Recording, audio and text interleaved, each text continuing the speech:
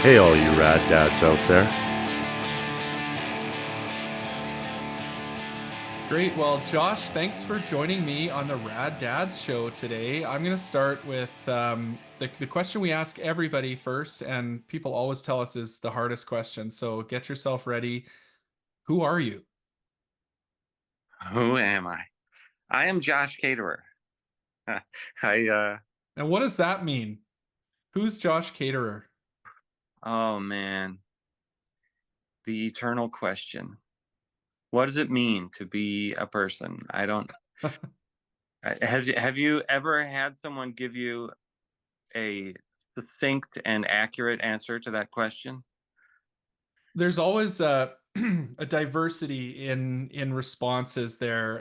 It's either, I'm so and so and I play in this band. Or it's like I've spurred this existential, with that simple question, this existential look deep within into who I really am. Yeah, so answer it Yeah. whatever way Okay. you feel like. Um, well, I am I guess I do tend to think of myself as a musician in terms of not only what I do, but an actual uh, identity, um, A way of life. a way of life, and also like a wiring. I think that there is, I mean, everyone's different, but there are certain uh, eccentricities that are unique to the artist, the creative person. Uh, not I mean, some of which are great, but not all of which are helpful in life. I find that creative people, uh, just as a generalization, often tend to be good at this thing that they do, but there's something about them that makes their talents not widely applicable. Like maybe the thing that they do or that creative thing, does it sometimes come at the expense of other things? Is that sort of what you're getting at? Yeah, that's what I'm saying. And it's a person who, might seem intelligent and articulate. So you'd think, oh, they could succeed at like whatever whatever role they were kind of shoved into in life. But no, in reality, they can only do that one thing, and the anything else that they apply themselves to, for the most part, is going to be a tragic failure. Well, I think like the musician piece and maybe more broadly like the creative identity, what you're talking about is not so much like what you do, but like the whole lens that you see the world through, right? It's like Mhm. you talked about the wiring. Um, like you just aren't uh perceiving the world in the same way that everybody else is. And you're not just doing music or you're not just doing art or whatever it is. It's not just a output, but it's all of you, right?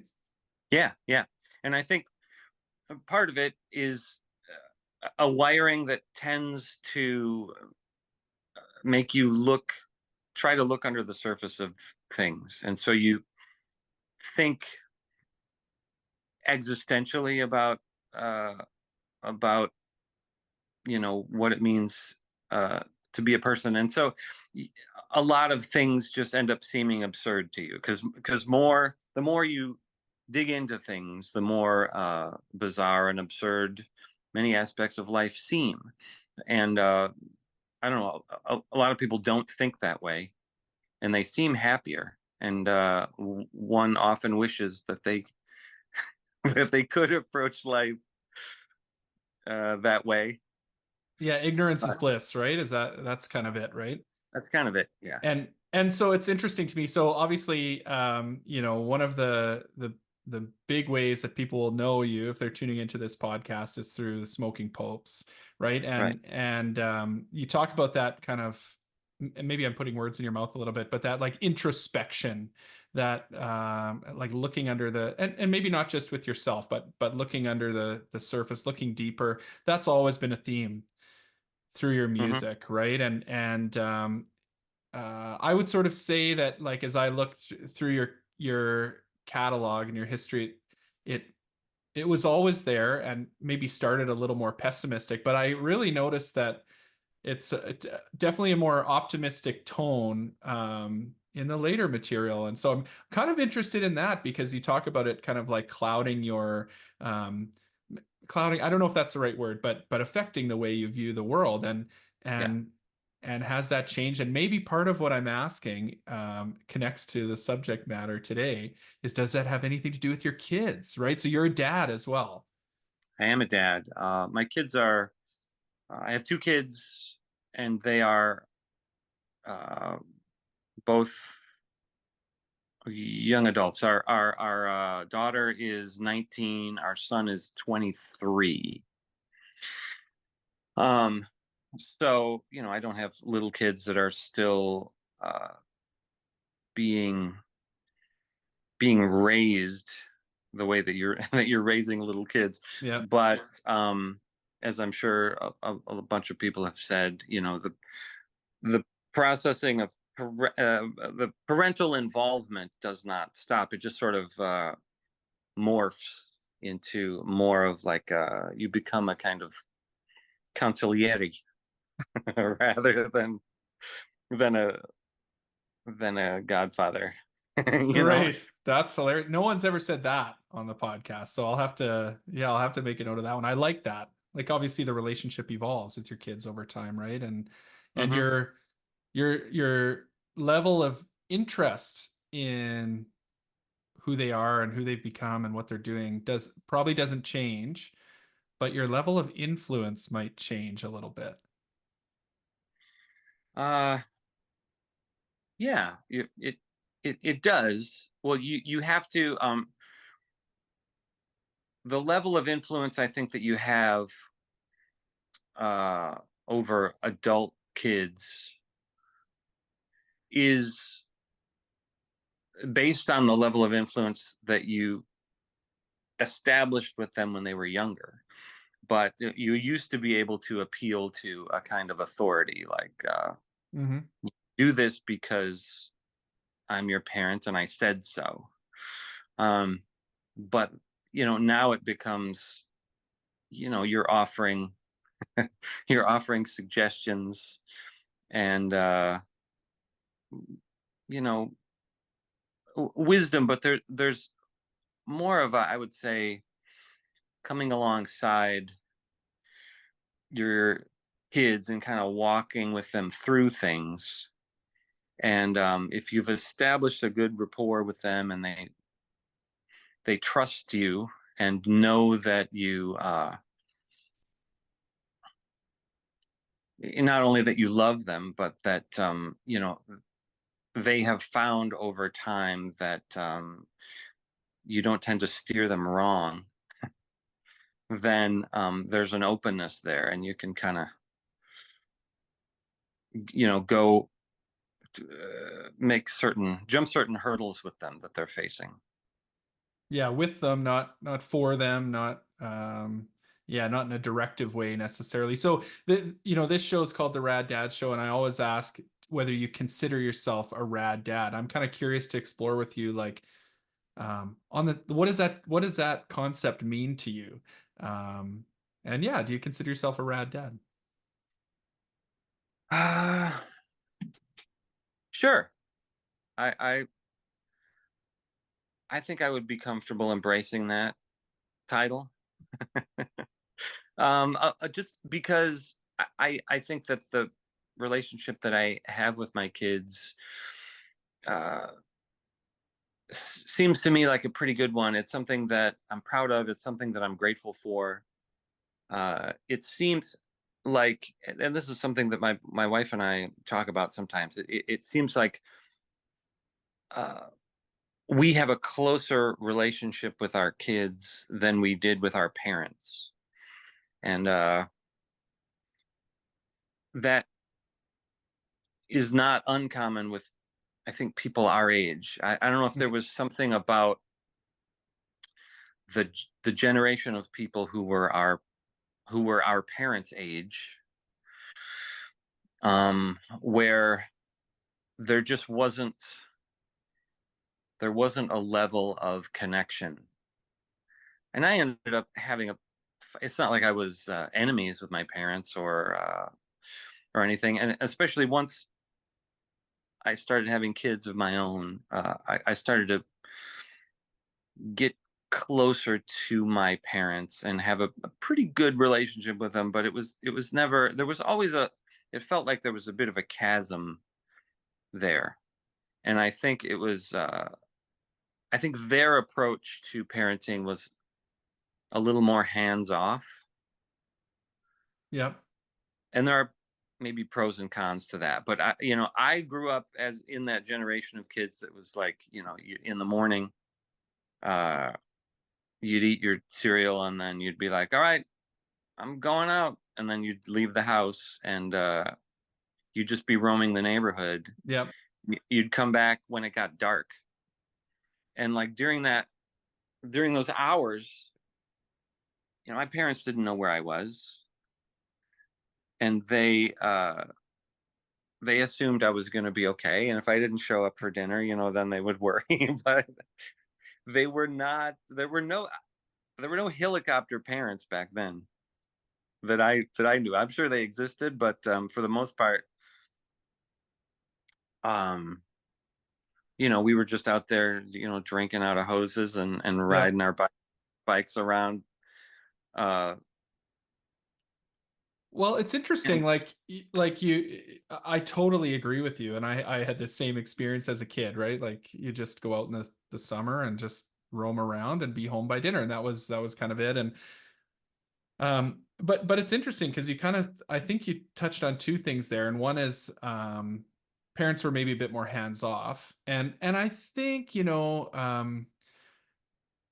probably it's pretty universally recognized that like um okay, I don't know, maybe I'm going a little bit too deep here, but like I would wager that dads of kind of our age and the relationship that we have with our kids, and I think this is what you're saying is different in that maybe there's a bit more like not just hands-on being there, but like really being invested in what's going on with your child and just being more supportive and overtly kind of loving and those kinds of things. Again, not yeah, that. I think the relationship that we have with our kids is maybe characterized by a little more warmth. Yeah, There's not just involvement, but there's more of like I have let my kids know me more than my dad let me know him. Uh, with that generation, the way that our parents were, it seemed like uh, they were so different. Like adults, when I was a kid, adults just seemed like a different species. you know. totally. Yeah, like it's funny when you look back at like and you always see these memes and stuff online that are like, an old TV show or whatever from the 80s. It would show the dad in that show.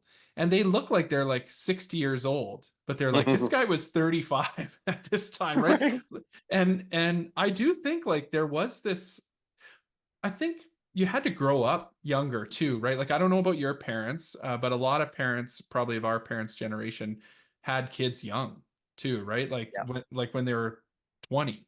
Um, and nothing wrong with that, but it forces you to grow up real fast, right? And so maybe I'm not going to say prematurely age them, but I think it like forces it makes that contrast between young um uh like carefree, selfish, and not necessarily in a bad way, but all of a sudden boom, like you're a grown up now and there's no transition there. Whereas I don't know, at least Mhm. for me there was a bit of a transition, right? It still wasn't easy, but there was Yeah. more of a transition.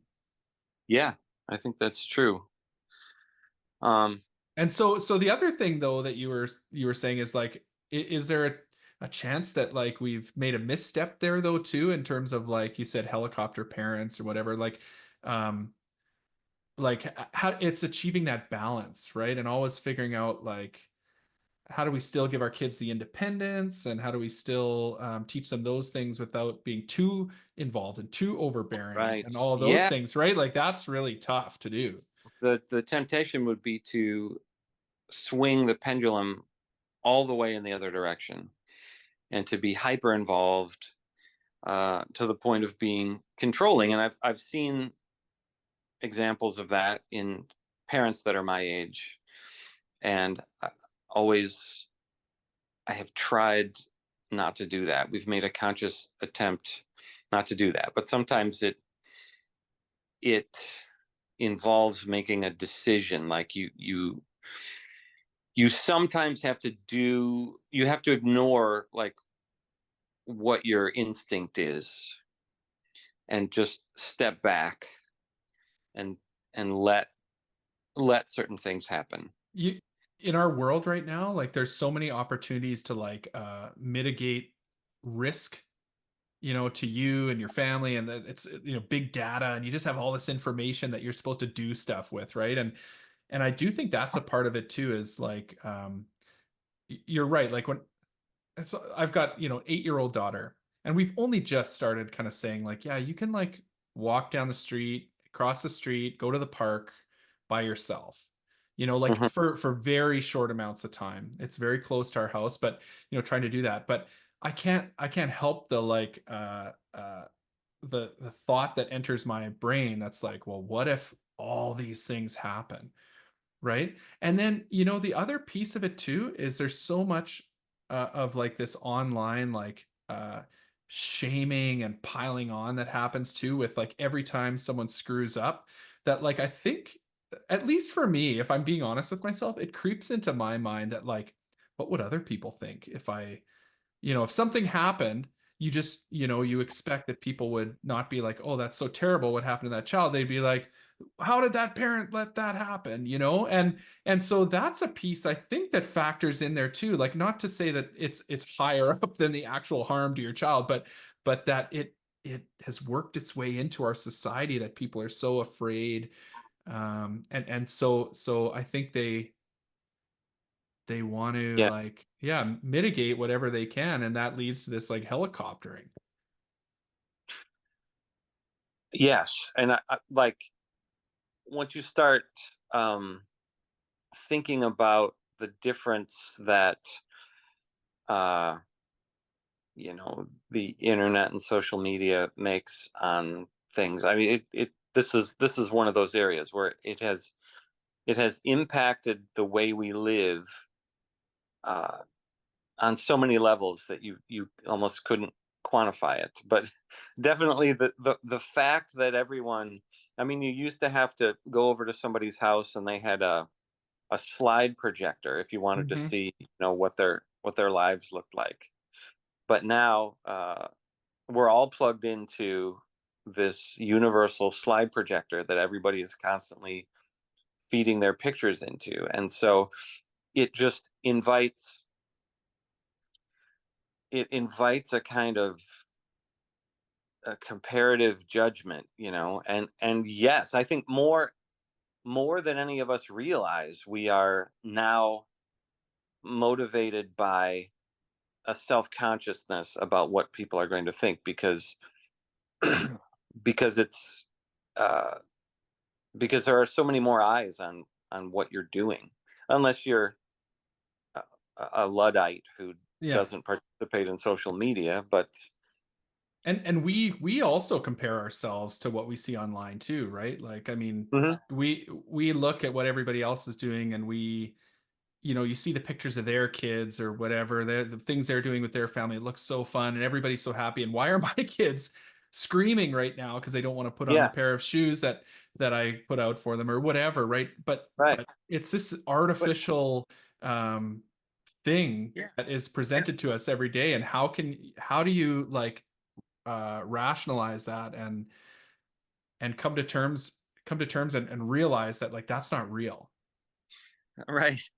But I think it's not only seeing each other's pictures of what our lives look like and what our family structure looks like. It's the prevalence of other people's expectations. I mean, just like sort of ideas that are communicated uh, online about the way people are supposed to be parenting and what is, right and wrong when it comes to how involved should you be and what approaches to discipline should you take.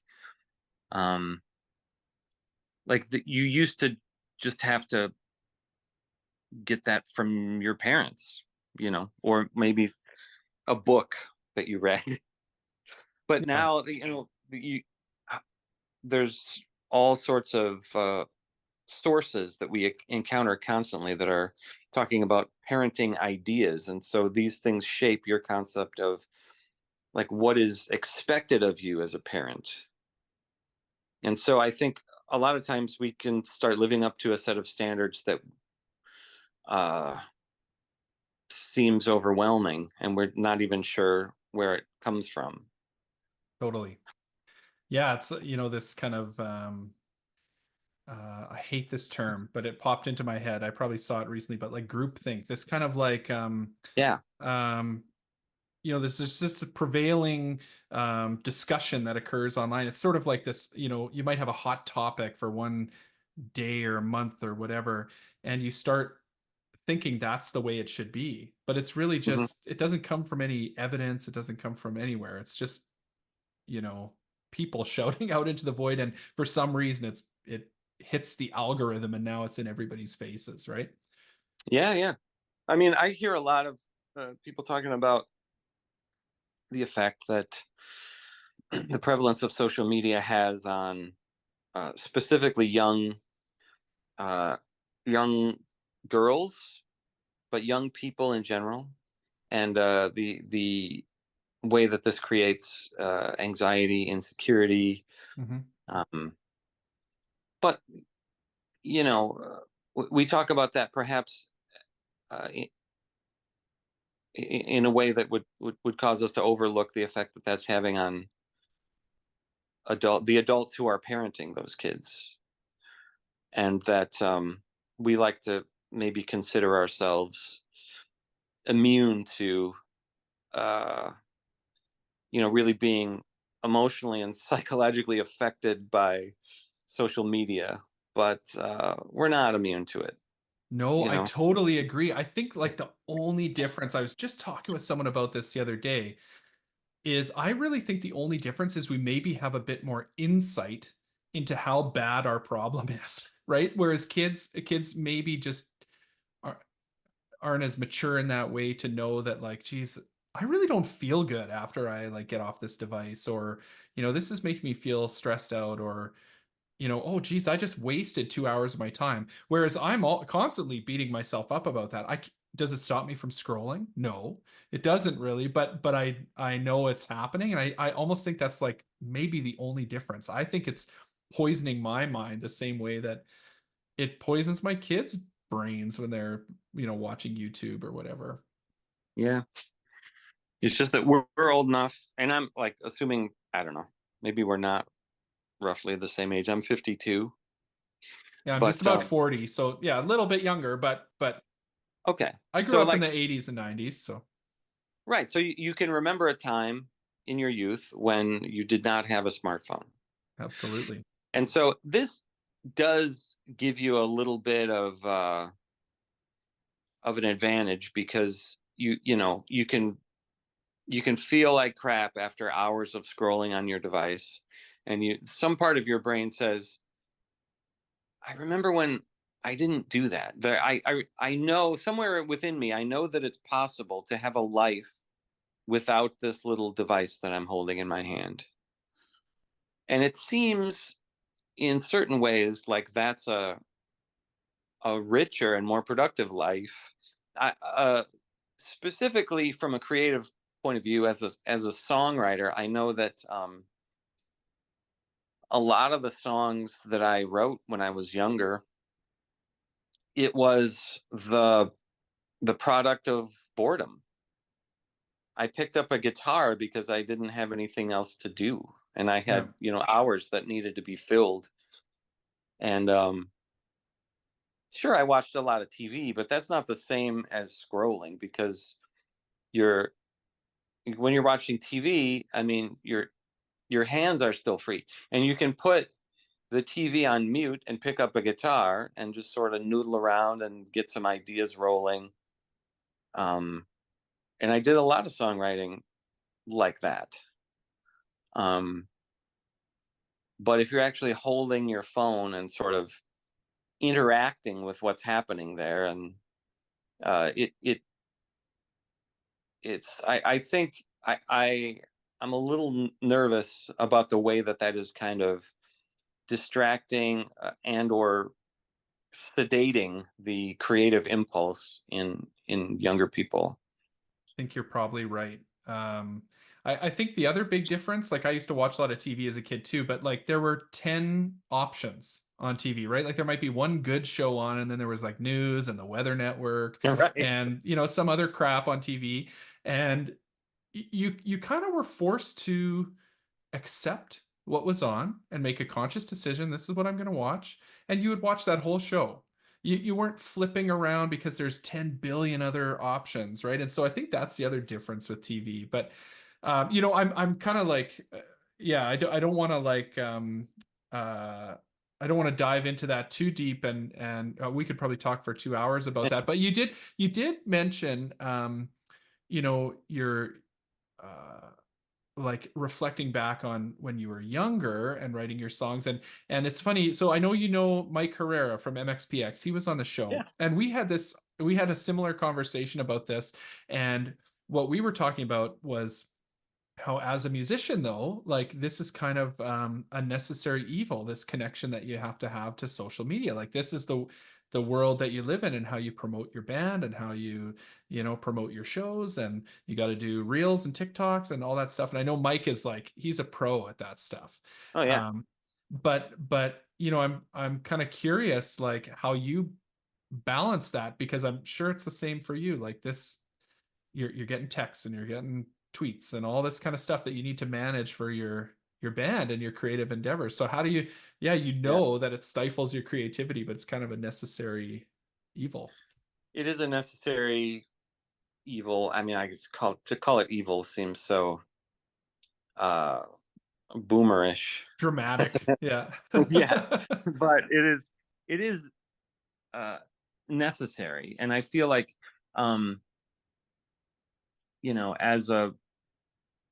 as a slightly older person, it is something that doesn't come as naturally to me. Just like the kind of constant, at least daily, output that you're supposed to have as a person, an artist who's trying to have some sort of a presence online. That doesn't come uh, as naturally, I think, because the way that I have always looked at creative output, um, is that it's not like a constant flow like that, because I'm used to like writing a song, and it takes, however long. Some of them come quickly, but I've had songs that it took me weeks to write, and then it can take you a year or more to compile a whole album's worth of material, and then you put that out, and that is sort of your output for, then, because then you enter like a touring cycle that could be a year or more. But then that album is still there, and a song sort of has a sense of permanence to it. And I feel like the way that um the way that it's not only social media and like the constant output, but it's even like the way that uh, songs are more it's more about the constant releasing of singles, Singles. Yeah.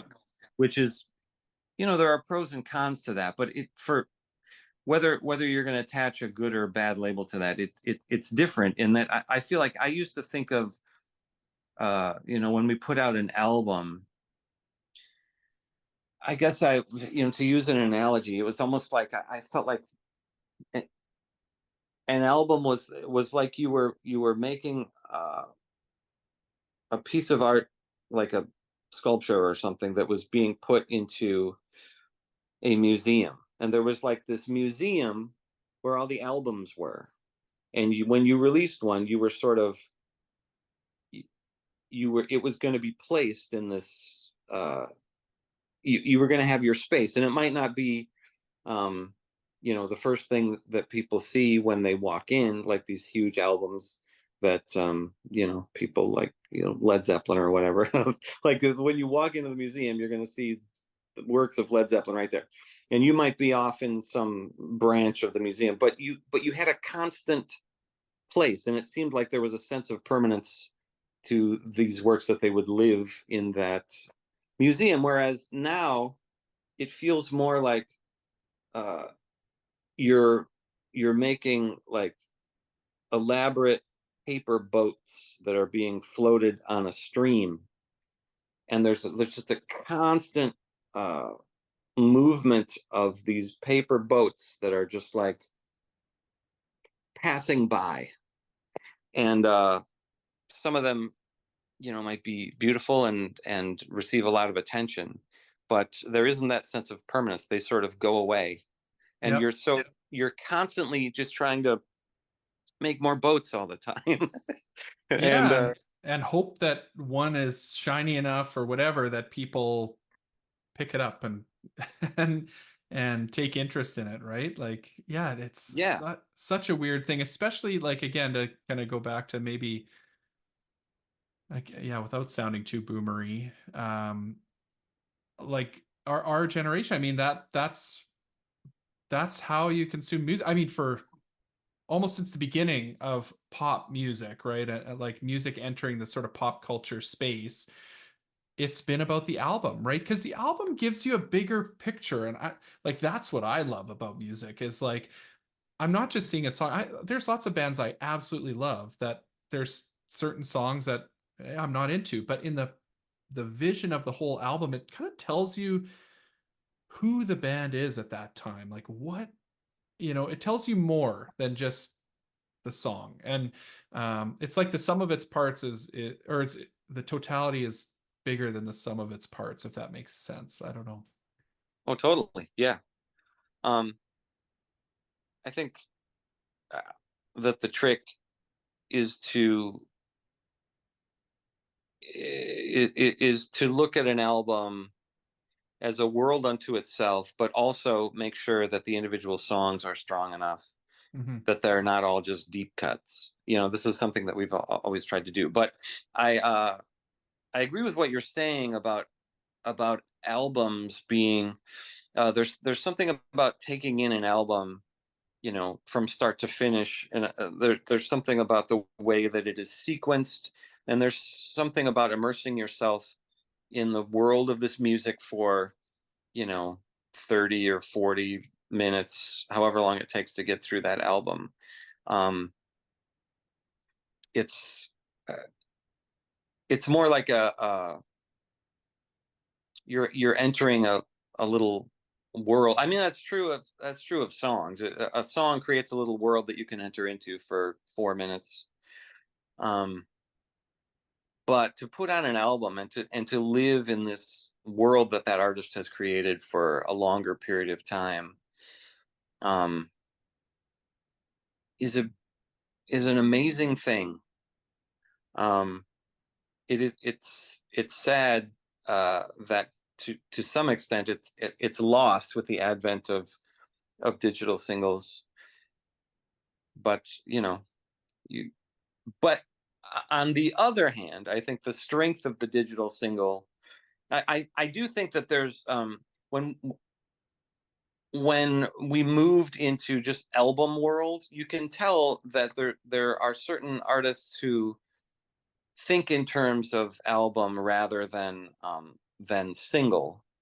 And so if something kind of things will make their way onto an album that would never have been considered as a single, because it doesn't stand alone.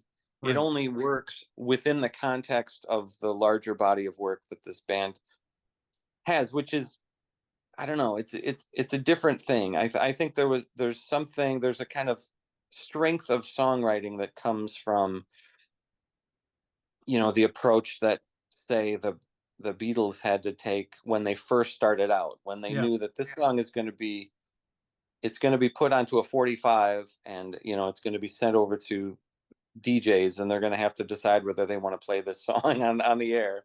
And so the song has to have a hook, and it has to have a definite, something has to grab you about it. There has to be something about this song where, if this is the only thing you heard from this artist, it would be like captivating and emotionally effective, and it would impact you in some way. um It's kind of the cycle of things, now that you're talking about it, it kind of feels like, again, to go back to like pop music, kind of being uh, like in everybody's home, the 50s and 60s. It started as all singles, right? hmm And then music got so popular and it became this thing that could, was just making a ton of money. And then it was all about the albums and how many albums do we have your band for, and all that kind of stuff. And there was maybe this era of like maybe a lot more creative freedom where bands could do that, and they would still sell a ton of records even though there were a bunch of deep cuts on there, and they would tour on it. And now we've kind of like cycled back to single world, where it's all about the single. It's kind of interesting, actually. it is it is interesting, How and how, it's how interesting to talk about, I think, although I don't know if people listening to a podcast are as fascinated by it as we are. I, But what they are going to be. I'm just gonna say they are. Well, and let's talk a little bit about your maybe the experience of music in your home with your kids. Like, how important was music, listening to music, playing music, um, for your family? Is that something that was really important to you to kind of like bring your kids along on that journey? yeah, I think a lot of that happened in the car, just on, whether it's a long road trip where you can listen to a whole album, or just kind of, what is our go-to to put on when we're driving from one place to another. um I've always kind of taken that approach with my kids, as far as not wanting to. I have not done the thing where I'm always sitting down and saying, like, okay, you've got to check out this band. I want you to listen to this album, and I explain the cultural significance of their work, and you sort of beg them to consider embracing this as part of their own. I As, just, as they roll their eyes, right? as they roll their eyes, I've always just been sort of, just don't say anything about it. But when we're driving along, I'll just put this stuff on and let it play, and some of it'll take and some of it won't. Um, and like, I think I've been really delighted with the results, because some of what uh, I have played for my kids has taken root and become part of their musical vocabulary, but but they've discovered a lot of their own stuff. Like, for example, with our son, like, his favorite band in the world is Led Zeppelin, Awesome. and that definitely started with us listening to Zeppelin at home, and there was just something about it that resonated with him, and that's something I picked up originally from my dad. I mean, he like listening to Zeppelin 2, my dad's vinyl copy of that is like, that's some of my earliest musical memories, and really being uh just fascinated by that music, and even at times frightened by it. But like, uh just loving them ever since I was a kid, and then just passing that along. And you don't have to talk somebody into liking Led Zeppelin. If they just either like it or they don't. But then So there's that, but then even just yesterday, I'm driving in the car with my son, and he's playing some bands for me that I hadn't heard of before, and it was great stuff, and like obscure indie bands that Mhm. he was like, "Here, check this out, see if you like it." But actually, no, he was taking more my approach. He was just putting stuff on, and I'm asking him like, "What band is this?" Yeah. And then he would tell me, and I would look them up on my phone and just sort of like make it. Okay, I'm going to save that because I want to come back to it later. So, and then with our daughter, I remember when we were really little, when she was really little, we took her to Graceland on vacation. Okay. She was probably like, I don't know, 4 or 5 the first time we took her there. And she she was kind of bored. I remember like in the middle of the tour of the house, her looking up at us and just being like, "So is this it? It's just a house the whole time? Like, there's no rides or anything?" Yeah. No, that's Dollywood. Yeah, which we haven't yet been to, but we hope to go to. Um, but some sort of seed was planted, and then over the next few years, she started listening to Elvis on her own. And there was a period of time, I don't know if it's still true, but that Elvis was definitely her favorite. And she had like Elvis posters up in her room and was just like sort of digging into the Elvis catalog, and she was just like into it. And then subsequent trips to Graceland, she was much more engaged. But so that's something that she kind of got from us. But like the thing that she has picked up on her own is more of an appreciation for new country than Okay. I have been able to muster. So she'll play some stuff, when she's home. She's home for the summer because she's a college student right now. But um, she'll play some of these new country artists, and I'm like, okay. I mean, some of it I make fun of, and then she turns it off and puts on something else. But some of it is great. Yep. And I mean, she even the stuff that I don't like, she admits like, I know this isn't great music, but there's just something about it that I like. Yeah, I just sort of like it's almost like, I wouldn't call it a guilty pleasure, but I'm sort of, and we were talking about it last week because she played something that she was like apologetic about, and she's like, I don't know, I like it, but I can't defend it. And I'm like, well, that's fine. It's like if you were a film buff, and you recognize that Citizen Kane is a great movie, Yeah. but you also like Anchorman, Of and course you like Anchorman. of course you like Anchorman. You can put that on and say, I know it's not like a great movie if you're comparing it to Citizen Kane, but there's no shame in liking Anchorman. And Totally.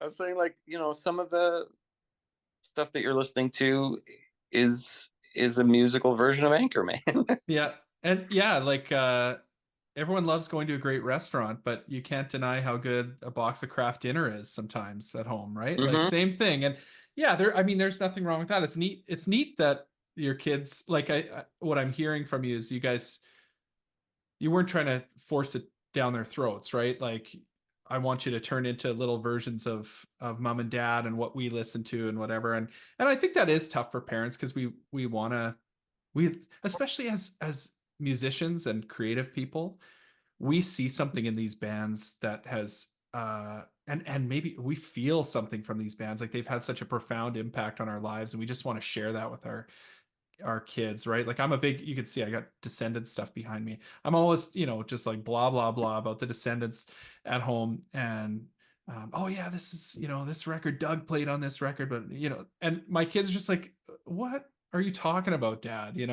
um So would I love my kids to love the Descendants? Yes, but you only get so far by trying to cram it down their throats, right? And it's kind of neat to see them figure out their own path too, and start to see them being like I walk in and see my daughter like singing along to a song or something that I've never heard before. She heard it on a YouTube video or something like that. I don't know where she's found them, but it's opening up something in her, and that's neat to see as a parent. Like just what makes your child what makes them tick, what makes them excited. Yeah. I also find that sort of thing to be an exciting challenge. If there's a band that you want your kids to develop an appreciation for, but they don't, you just have to dig around to find the right song to play for them. Totally. And since you mentioned the Descendants, I mean that has even happened with me, because my daughter's sensibilities, lean more towards folk and Americana and country stuff. She did not love the Descendants the first time I was playing, or even the second time I was playing them. But then I tried just putting on the song Without Love. Oh yeah. And Like that was the one that got there's just a lovely, undeniable hook, a melodic hook to that. yeah. That I caught her singing that afterwards, just walking around the house. Another day goes by. And I was like, I got you. Yeah. You like the Descendants now. Yeah, it's always those Bill songs. That's the entrance for Yeah. for lots of people, right? Just he knows how to write a hook and Yeah. that emotional component, right? Like I think that's it. That chorus just makes you feel something. He's got lots of other songs like that. Anchor Grill is another one like that that just tugs at the heartstrings and Well, he writes all the kind of like more like I'm the One. Is yeah. that a Bill song? It's funny. I think that actually is that a Carl song maybe? I I should look. don't. I probably have it I right should here. be up more on who wrote So which should I. ones. I'm gonna look right now. Let's. I'm the one, Oh, I should have been this here one. for you all along. Man, sometimes I wake up with that song in my head. I'm the one, I don't know if it says it. shoulder you've been crying on. I'm gonna grab a different version so I can't get out of it. Let's look together. Oh, and this one's sealed. Jeez. See, I collect all these variants and stuff, and a bunch of them are not even open. Wow, so you are pretty deep into your Descendants love. I am. You know what? I think so. You know what? I'm actually an All guy. I Yeah. love the Descendants, but my favorite band is All. I don't know. Maybe you can see here. I got an All tattoo here. Oh yeah. Huge All fan, and I love the Descendants, obviously, but to me, All is where it's at. Let's see. Does it say on here? It must. Carl Alvarez. Yeah, I thought so. For I'm the Yeah. One. But Carl, he kind of surprises you with some of those songs. He's usually a little bit more like I would say a lot of his songs are pretty cynical. Like American, I think is Carl and stuff like that. Well, there's a little bit of a cynical edge to I'm the One. Yep. Yep, totally. Like He's I'm like over here and basically, yeah, like yeah, I'm getting the short end of the stick here because like I'm actually more of a quality individual than this guy that you like. totally. Yeah. Well, that's really cool that was the entry point for your daughter and we have those moments too. My kids like Silly Girl, they always like to sing that one and Hmm. I have the artist though I have not had any luck with is Tom Waits. I cannot find a Tom Waits song that either of my children uh enjoy or they don't just make fun of it. Like he sounds like the Cookie Monster. yeah. And I'm like, well, yeah, that's sort of the point. It's like, what if the Cookie Monster was an awesome songwriter and a beat poet and like, uh, but they, Well, you have to sort of look past the dichotomy of the gruff exterior to the heart of the song there. totally. And that's where like a band like the Descendents, uh, super strong musically, uh, there's just so much depth to their story and their history. Their songs are have deep meaning. Everything's super well thought out. But then they've got this like poppy sheen on some of the songs that can really draw people in, right? Mhm. "She's My Ex" by All. That's another song that's like that, right? That's just like you could see that song being on the radio, and so yeah, artists like Tom Waits don't really have that, right? Like there's this whole aesthetic that you have to really buy into, and be into to identify with that. So, do your kids play instruments at all? Yes, our son plays drums. He's a really good drummer, Oh, cool. and our daughter plays guitar.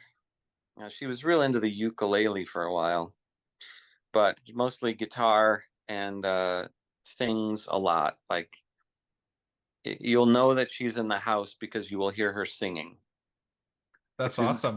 can't You stop singing. you must love that as a dad. Yeah, it's awesome. It's great, and And do you I've had the privilege of playing with both of them. Our son has played drums at church with me, and also played. I have a solo project that has played. I mean, we were fairly active for a couple years.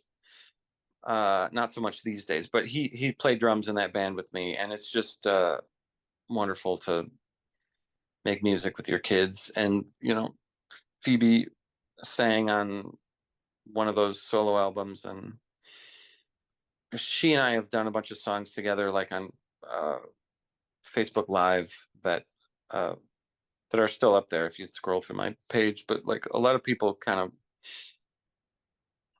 I still like, I'll play Pope shows and people will come up to me and say, "I love seeing you and your daughter sing together on Facebook." Yeah, And so I'm like, wow, that really has made an impact on people.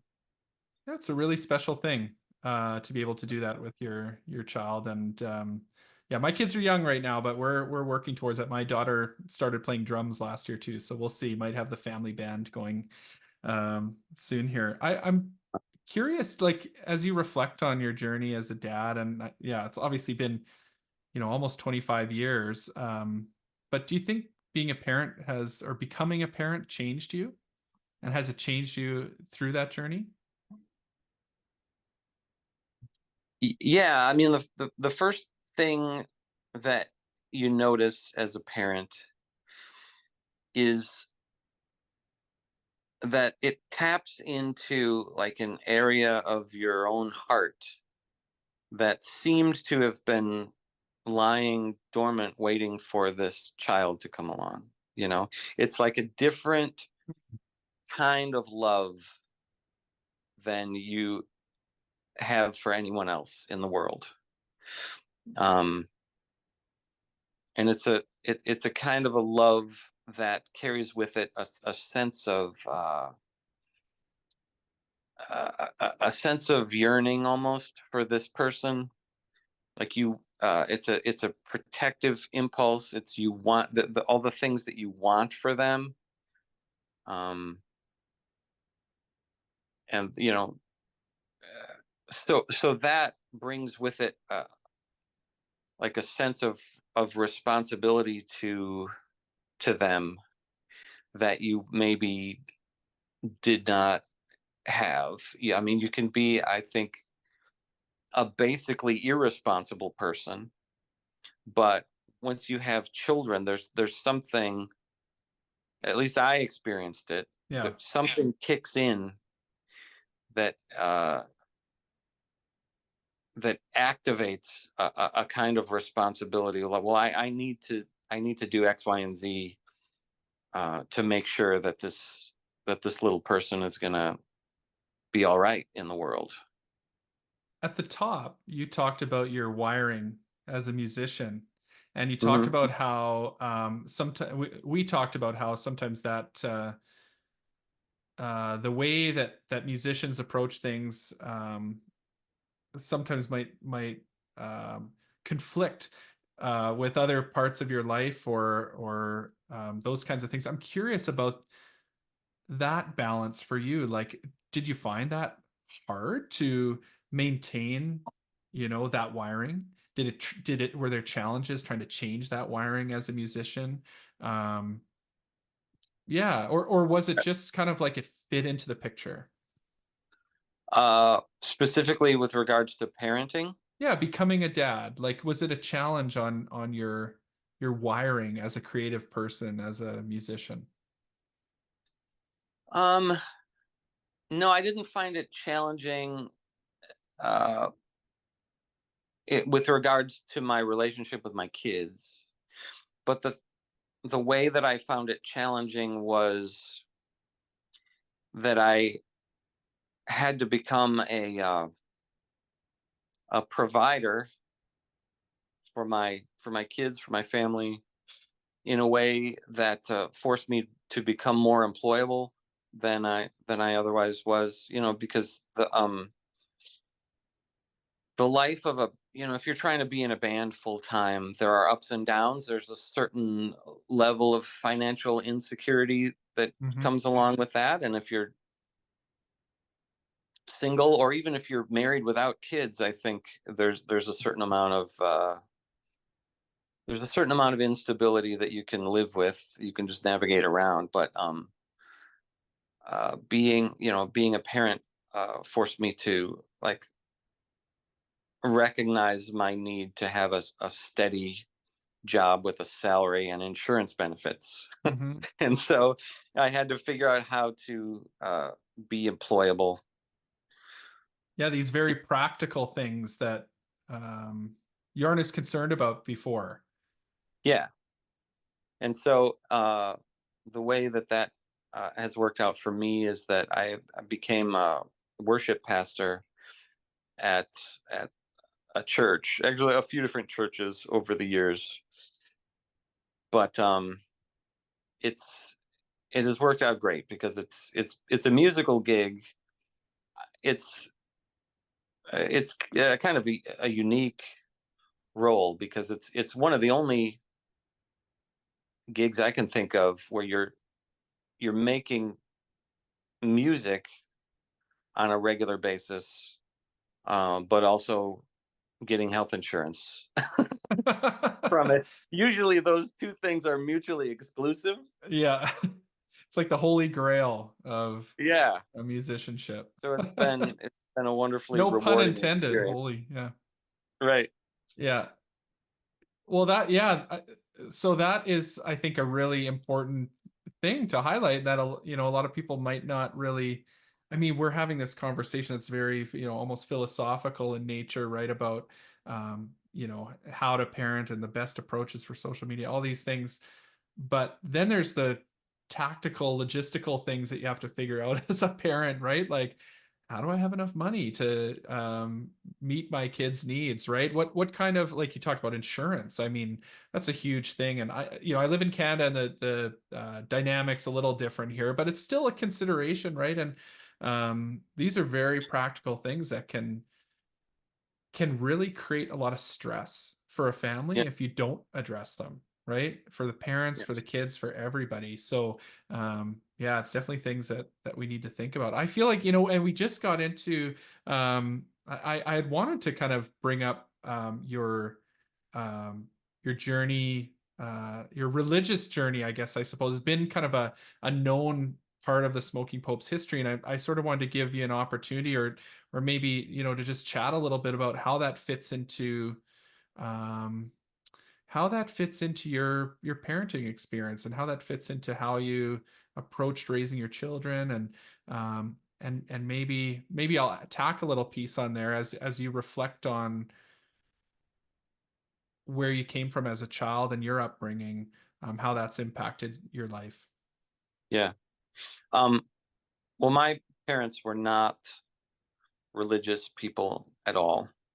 And so I wasn't raised in any kind of faith tradition. It's just something that I came to uh, in my mid 20s, kind of started having like existential crisis and panic attacks and things where I just I needed some answers. I needed to have a more solid uh, foundation in life, just something to stand on, because life just seemed so fleeting. And I don't know. I wound up. It's a long story. I mean, we could spend a whole episode talking about it, but basically, after some searching, uh, found the answers that I was looking for in Jesus, and became a Christian, which was like a total uh, 180, I guess. I don't know.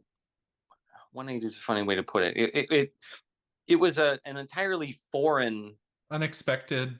way of looking at life Yeah. that I had to adjust to. I mean, it was all positive for me, but the part that was a difficult adjustment was when that happened to me.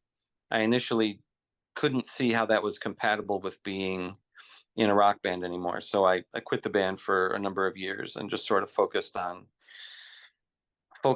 my faith, and was only playing music in church, and had to do that for a few years, and eventually kind of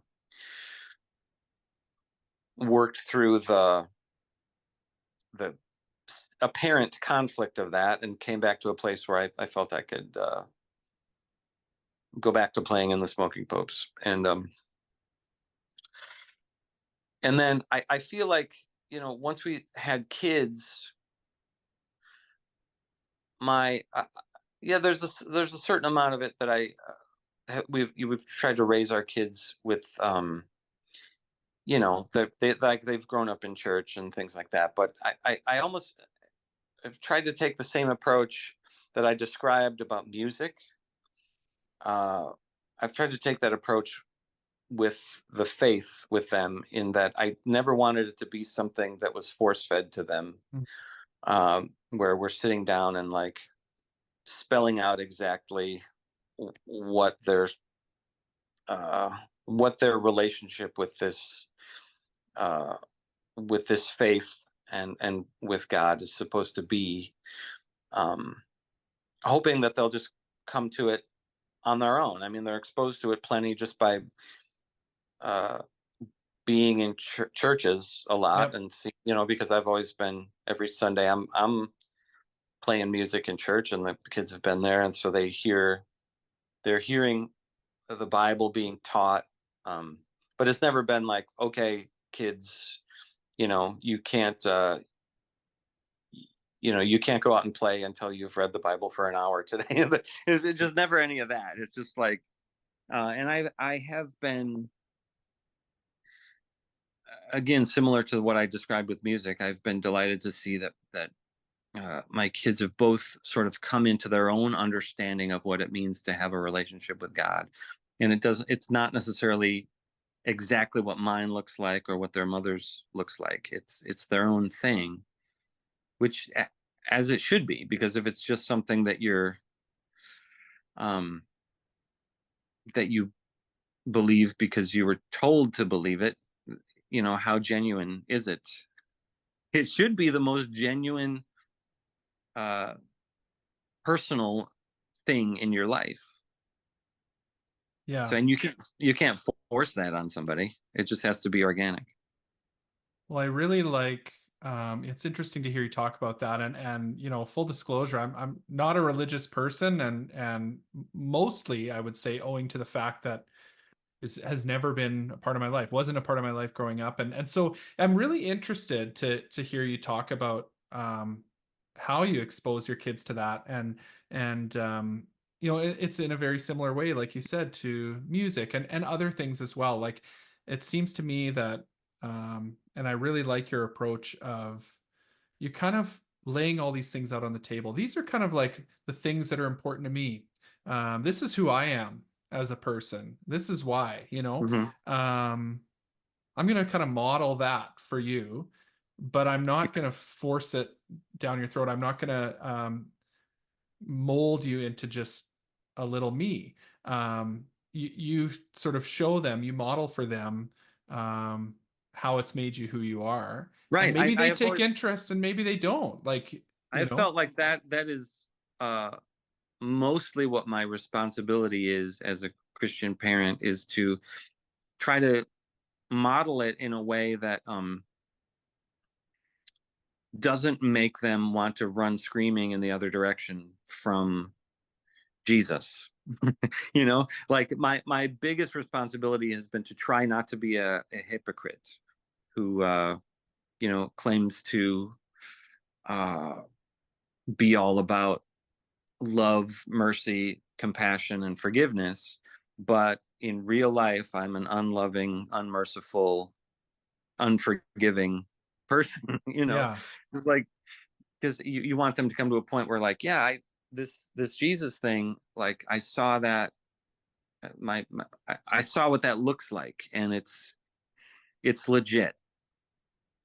yeah, you know it's a yeah, legit way to it's a legit way to be. yeah. I think, that it kind of comes back to this is a thing that I always, I feel like it fits into every kind of aspect of my life. And it's that sort of being genuine. Um, is maybe one of the most important things you can do, like regardless of what it is that you're doing. Maybe it's your job, or maybe it's, yeah, with your faith, or maybe it's whatever it is. People see through hypocrisy, right? Yeah. And that really doesn't resonate with them, and they're we're really good at identifying it. And so I think it's the same, we could talk about it in terms of like when you tell your kids, like, go back to the social media thing, put your phone down, don't do that. But here I am scrolling away, or they come into the bedroom, they see me laying on the bed scrolling away. Dad, that's what you're doing an hour ago. Like, you can't, you have to be conscious of not being a hypocrite as a parent, I think, and not having that, do as I say, not as I do mentality, which is probably like our parents or their parents' generation, right? Yeah. Um, Yeah. to kind of go back to an earlier conversation. So yeah, this has really got me thinking. It's really, really interesting. I appreciate your Cool. thoughts on that. I want to Cool. I want to give you an opportunity to talk a little bit about what's happening with Josh Caterer and with Smoking Popes. I did see on your Instagram that there's a little teaser that you guys are working on a new album. So maybe you can tell me Yeah. about that and anything else that's coming up. I know you've got some tours and stuff too. Yeah, we're almost done with the new album. I think I still have to do vocals on a couple of songs, but we have everything tracked. Awesome. And there's one song that we are putting a string section on, which is not something that we normally do. I think we had a cello player on one of our songs a couple of albums ago, but this will be a first for us to have like some orchestration. Um, so we're kind of excited about that. That's really cool. But it's not that kind of an album. I mean, it's a Smoking Popes album. Full. It's a whatever you call what we do, pop punk. It's a full band rock and roll kind of a thing, but it just has this one song on it that has some orchestration. But I'm excited to be exploring that. That's going to come out early next year. The thing that's coming out maybe next month is we just recorded a kind of a live in the studio new version of Born to Quit, because our album Born to Quit is 30 years old this year. Yeah. Yeah. Congratulations. And, yeah, thank you. And so what we did is we went into a recording studio and had a studio audience, just about 50 people in there, and we just played the album from start to finish.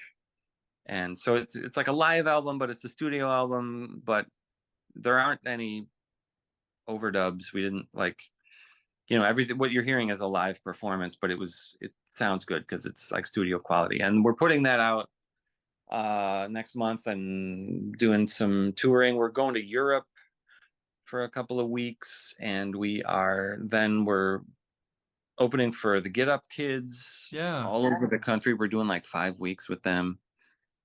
Then the new album comes out next year, and we'll be doing more touring, and we're just sort of like, things are picking up steam. And that sort of has to do with the fact that, for many years when my kids were growing up, I felt like I needed to be around, and so I could only, tour for maybe a couple weeks out of the year. So the band was still, even when we've been active and we would release albums, but we would only do a very, very limited tour cycle for that. But now, my kids are both grown up, and our youngest is in college. So yeah, I'm feeling the freedom to ramp up the touring and do more traveling, and that's feeling like it's like the right time to do that. And having kind of stepped away from that for a lot of years, it's just really like exciting to be more active as a band. I feel like it's something that I just appreciate it more now, totally. like it's because I didn't do much of it for a long time. And so now it's like things about touring that used to seem like a grind back when we were in the 90s doing it. Now I love all of it. I just sort of love everything about being on tour, even the uncomfortable parts where you're just stuck in a van for 8 hours a day. Yeah, that's really neat. I mean, a lot of, kind of some themes that we've talked about today. One of them is kind of that cycle of things, returning to the way they once were, and kind of feels like that's maybe one of those pieces too, that you've gone through this time of raising your family and having maybe some different priorities and things like that, and now you've coming back into having a bit more freedom with the band and feeling energized and creative in that way. So that's really cool. I'm really excited about that. And we'll make sure to put up links to everything Cool. in our socials and stuff. Thank you. Yeah, get the word out. That the Born to Quit live recording sounds really cool. I'm stoked to hear that. So yeah, so congratulations with everything that's going on. It sounds like it's going to be a really big year upcoming for you. Yeah, should be. I'm curious, if the last question I have for you is if you have any advice for dads out there listening. It could be, yeah, any dad, maybe it's new dads, whatever words of wisdom you have to share.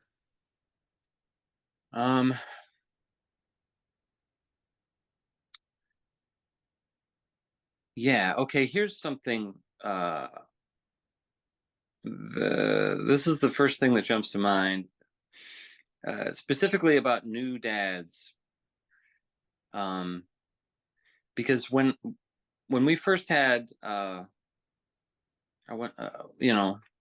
son was just a baby, you get into this habit of always wanting to pick them up when they cry. And that has a catastrophic effect on your own sleep, because you can get into this thing where you feel like you're taking turns holding the baby so that it doesn't cry, because if it cries, you certainly have to pick it up and to make it stop crying. But my wife and I were doing that for a while, and then one time my mom came over and was with us when we were trying to put Elliot down for a nap, and he started crying, and we were going to go in there and get him, and she just said, "You got to let him cry." And we were like, "No, you can't do that. It's like cruel.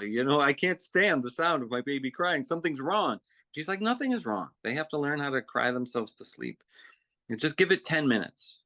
If they're crying for more than 10 minutes, then maybe something is wrong and he needs a change of diaper, maybe he's hungry. But if, maybe he just needs to cry for a few minutes. Yep. And so I remember we were sitting there, my mom and I, in the living room, and we're just looking at the clock, just counting down the minute, and it gets to about 8 minutes, and he stopped crying. And my mom was like, see, it's okay. And that was a revelation, because it allowed us to have a little more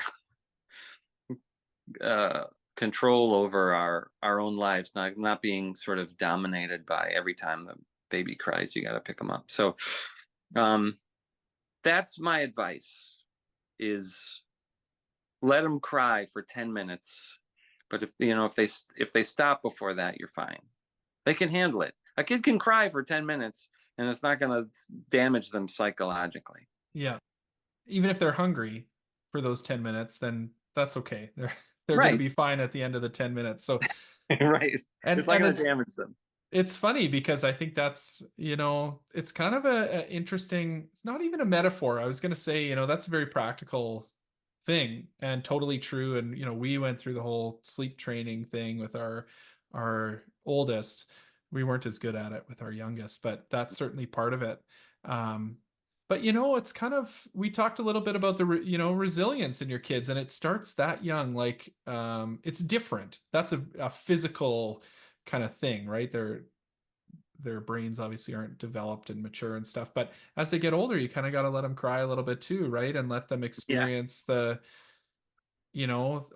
challenges and learn how to cope with those things, and to maybe figure out how to overcome them themselves too. So yeah, True. it's really interesting. So sorry, I co-opted your wisdom there, but it just got me thinking. Lots of what we're talking about today has got me thinking. So that's why I'm so happy to have you on the show, Josh, and it's just been great, and really appreciate your time. And I had lots of other stuff written down here that I wanted to talk about, but I'm going to let you get on with your day. And so here's what we should do: is we should do a part 2 when the new album comes out, and just check in again, and dive into some other stuff. I'd love to do that. Sounds good. Yeah, and we can dig in more to the faith thing if you want, or whatever other questions you have. I'd love to. Yeah, I've enjoyed our conversation. Thanks for having me. Sounds awesome. Yeah, I appreciate it, Josh. And I hope you have a great weekend. And we'll talk to you soon.